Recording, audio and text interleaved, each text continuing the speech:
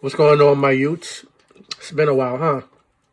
So, last time I posted, it was a press conference for Boxing Match that didn't end up materializing, as does boxing do.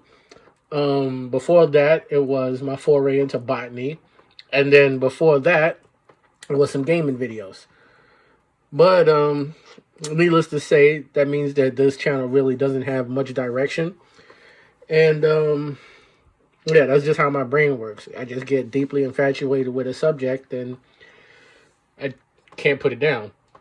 Um, so, the last time I was infatuated with Airsoft, which is the title of this video, I looked a little bit like this.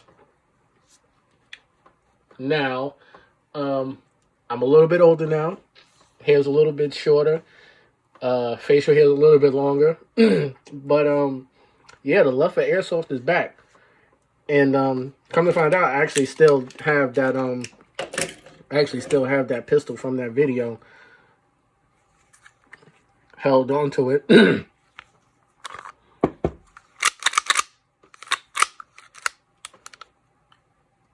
Got us empty. But yeah, it's been taking a little bit of bumps and bruises, as you can see. It's not brand new. So but she still rocks and rolls, man. I'll tell you that much. She still does rock and roll. But that's not what we're here for. The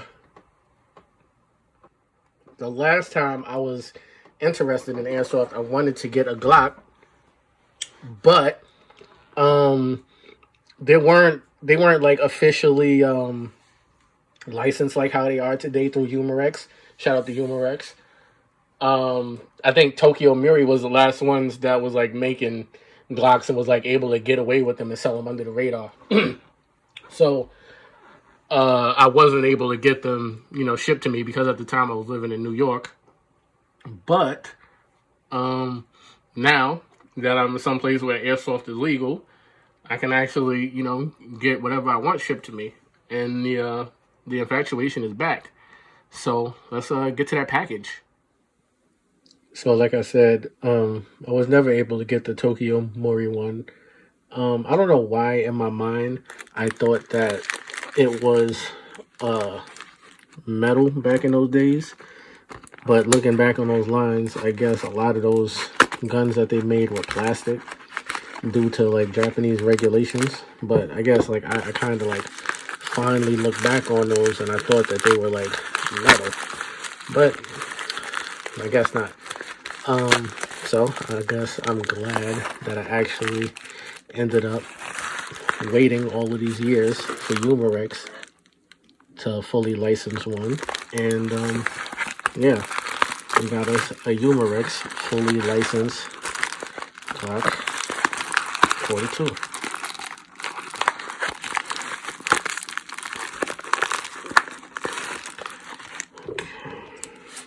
Jesus.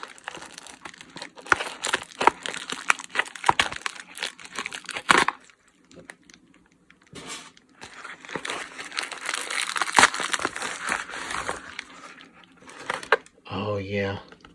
Okay. I think it's the one. I don't think it's the American one. So my first time getting back into Airsoft, I went with an American company with Evic, and I got me a SIG. Nice. But I really wanted a Glock, and all of the Glocks that I was looking for, they look like this with the orange tip. Hopefully I got the Asian exclusive one. Oh, I do. I have the Asian exclusive Glock 42, where the orange tip is actually removable. Look at that. See, the American version of it, it has a orange tip on it, but the orange tip you can't remove. It's like an extended barrel with like a metal piece of an orange tip, which, For some, that may be cool, but for me, for realism purposes, I like my orange tip to not be there.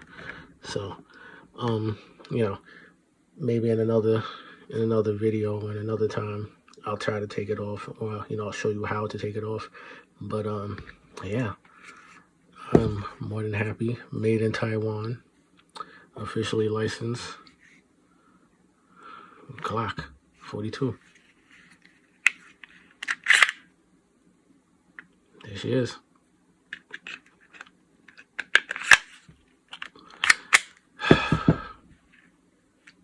I'm happy. I'm content. All right. So now that I've removed all of the tape, I got rid of our orange tip here. It wasn't anything serious. It wasn't screwed on or anything. It was literally like glued onto the inside of the barrel.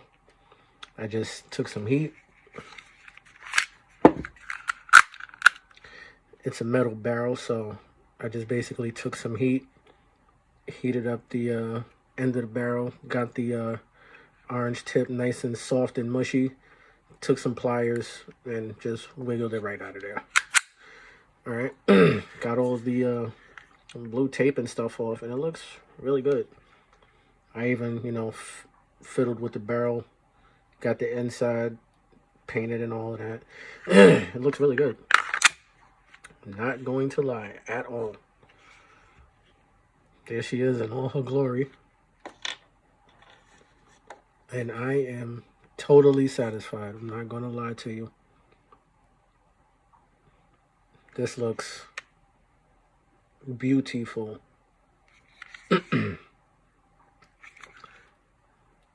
Real quick, I'll show you how to disassemble it. It's a little, it's actually a little tricky to disassemble like the other ones. It gets a little bit hung up. I don't know if that's with all of these, all of the Umarex Glocks. I don't know if that's with the baby Glock, but yeah, it definitely gets a little bit hung up on the inside there. As you see, a hop-up adjustment, a little guide rod, metal barrel. I don't feel like really digging into it too much, but yeah.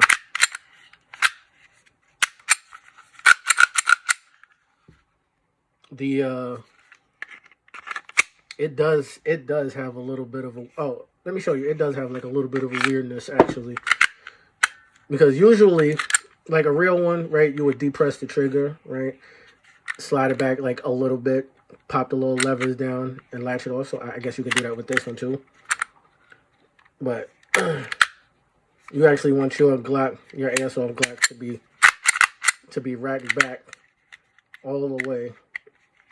Hang up that thing and then get that popped off. See, it hangs up.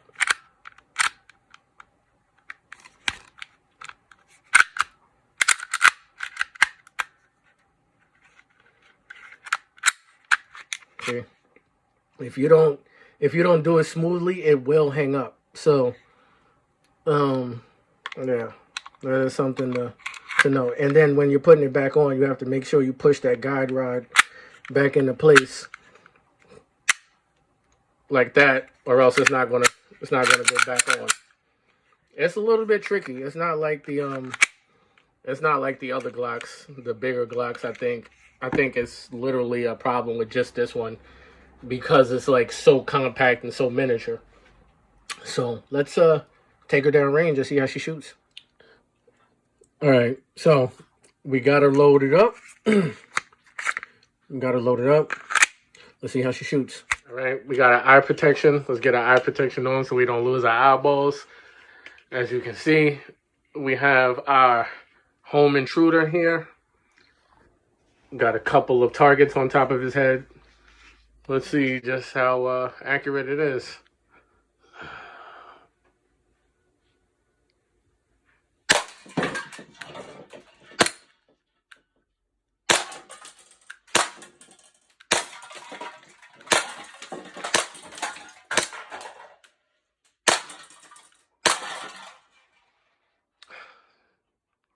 Some of them was going through. I don't know how many of them missed. I think a couple missed. Messed up my goddamn San Andreas poster. But yeah. Yeah. Glock 42.